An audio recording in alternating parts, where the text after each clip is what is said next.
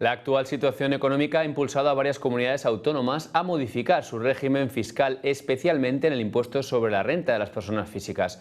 Un término, deflactación, que se ha colado en nuestro vocabulario y que hoy vamos a tratar de entender gracias al invitado que acompaña hoy a nuestro compañero Luis Sánchez.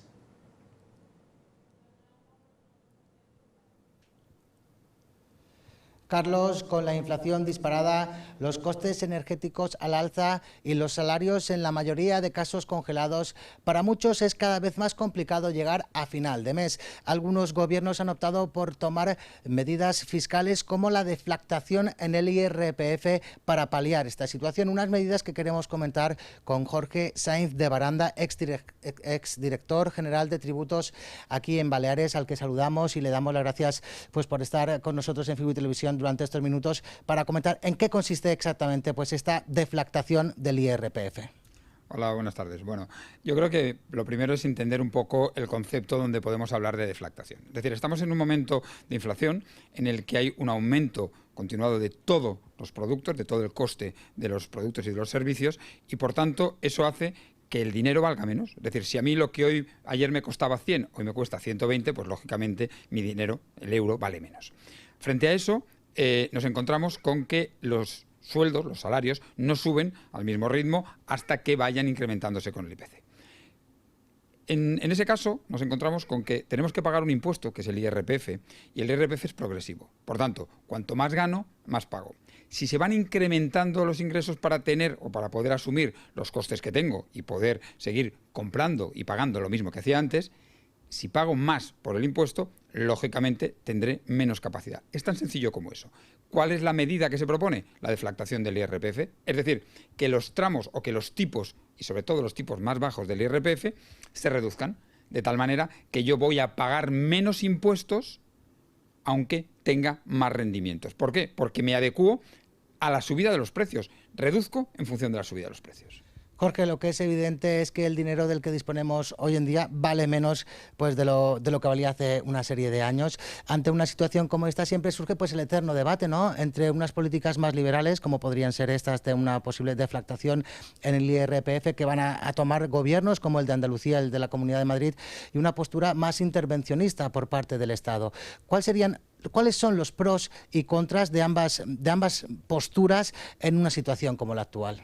Bueno, yo creo que evidentemente ninguna medida única es válida. Tienes que tomar diferentes medidas. Por un lado, es lógico que tú hagas ayudas directas, es decir, aquellas personas más necesitadas que en esta situación de crisis se encuentran con menos capacidad o con ninguna capacidad económica, que se ayude desde las administraciones públicas.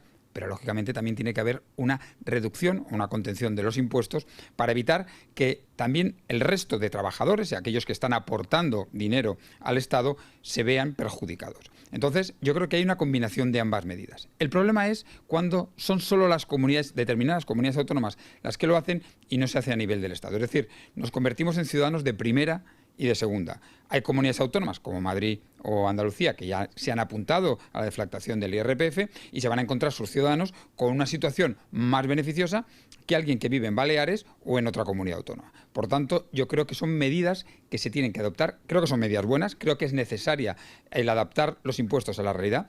Hay que pensar que no se deflacta el IRPF desde el año 2007. Desde el año 2007 son muchos años, en el que continúas con los mismos tramos y con los mismos tipos impositivos, y ahora que tenemos que adecuarnos, tendríamos que hacerlo todos. Tendría que ser una medida a nivel estatal y consensuada por todos. Jorge, ¿consideras que esta posible deflactación en el IRPF supondría pues, un recorte parcial en los ingresos por parte del Estado? ¿Negaría la posibilidad de estas ayudas directas o solo parcialmente? ¿O hay dinero suficiente en las arcas públicas del Estado para acometer estas ayudas directas, reduciendo esta parte del IRPF? Bueno, es que aquí hay dos cuestiones que cuando se hace un análisis tienen que ir encadenadas. Es decir, si yo tengo más dinero disponible, consumo. Si me dejas menos dinero disponible, yo el consumo lo reduzco. Con lo cual eso, por ejemplo, afecta a otro impuesto básico, que es el IVA. Por tanto, si yo reduzco el consumo porque tengo más impuestos por IRPF, dejaré de recaudar por IVA. Por tanto, eso es un círculo, un círculo vicioso que hay que tener en cuenta. Por tanto, yo entiendo que no se reduce, al revés. Está demostrado que cuando se acompasan los impuestos a la realidad económica, al final se recauda más. Por otro lado, también evidentemente tiene que haber una política de contención de gastos. Aquellos gastos que son innecesarios hoy en día, y que estoy convencido que hay muchos, esos se tienen que eliminar. ¿Por qué? Porque en momentos de crisis en el que no hay una posibilidad de que el Estado incremente de forma importante sus ingresos, tiene que ajustar su gasto. Jorge, la última, muy breve, porque se nos está acabando el tiempo. Has hablado pues de acompasar, ¿no?, el nivel de impuestos en la realidad. ¿Tú crees que esta acción de acompasar los impuestos se va a dar aquí en Baleares? Pues desgraciadamente creo que no. O sea, la realidad es que lo que venimos viendo hasta ahora es que se está produciendo un incremento progresivo de los impuestos, tanto de forma directa como de forma encubierta, y de hecho somos la comunidad autónoma que tenemos los tipos más elevados dentro de los tipos comunitarios en IRPF. Se han ido elevando año a año cuando en otras comunidades autónomas no se ha realizado. Pues Jorge, muchísimas gracias por estar con nosotros y por explicar brevemente, aportando un poquito de luz a términos tan complejos para la mayoría de nosotros como es este de la deflactación en el IRPF. Gracias a vosotros.